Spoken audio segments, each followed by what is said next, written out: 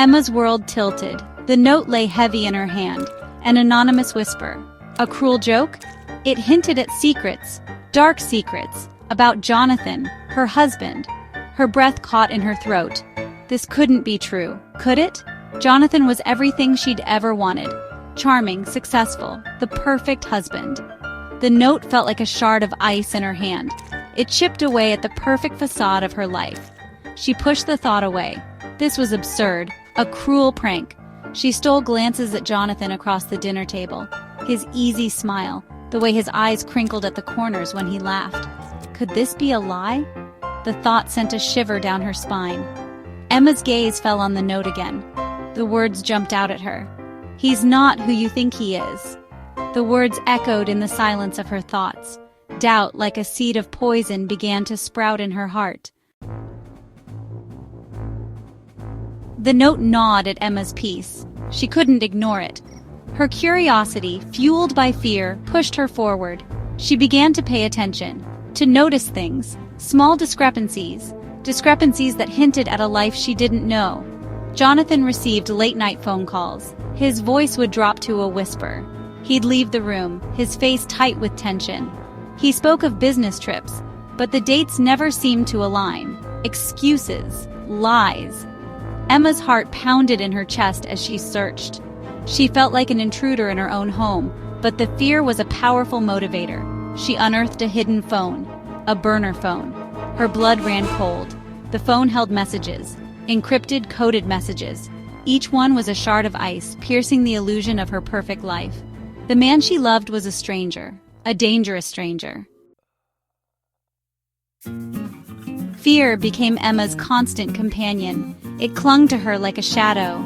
Jonathan's once comforting presence now filled her with dread.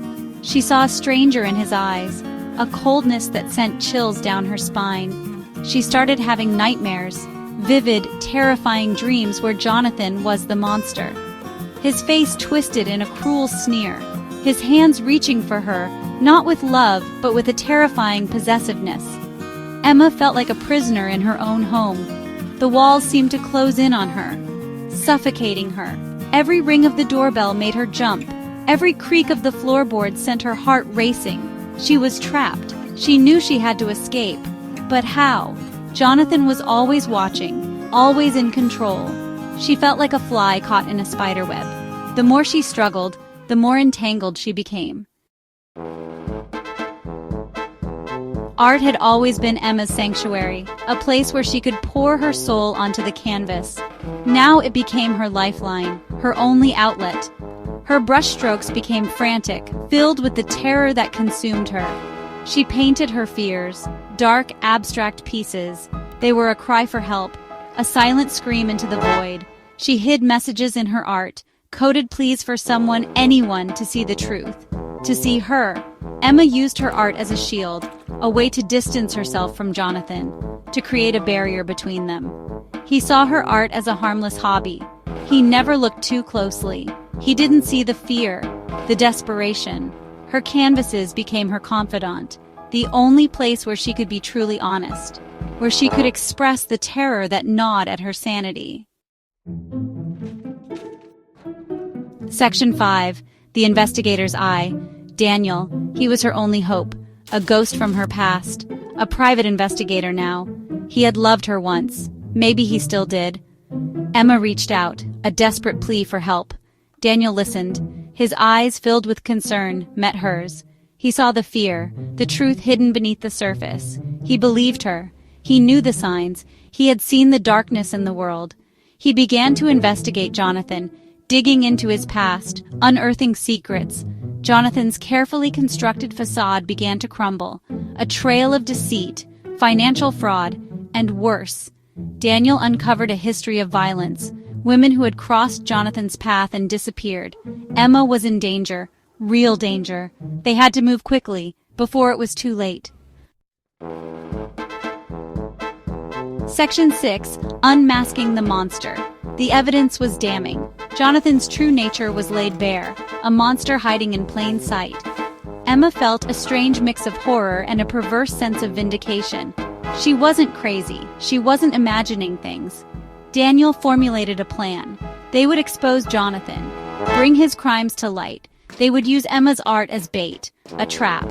Emma's fear was palpable, but so was her resolve. She wouldn't be a victim. She would fight back. She poured her rage and fear into her art, creating a chilling portrayal of Jonathan's true self. The centerpiece of her exhibit would be a portrait of Jonathan. On the surface, a loving tribute, but hidden within the brushstrokes, a message only he would understand, a message of exposure. Section 7, Gallery of Terror. The night of the exhibition arrived. The gallery buzzed with anticipation. Emma's work had generated a lot of buzz.